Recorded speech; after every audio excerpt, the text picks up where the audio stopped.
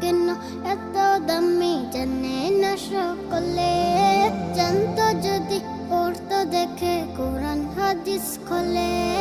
জানতো যদি পড়তো দেখে কোরআন হাদিস খোলে।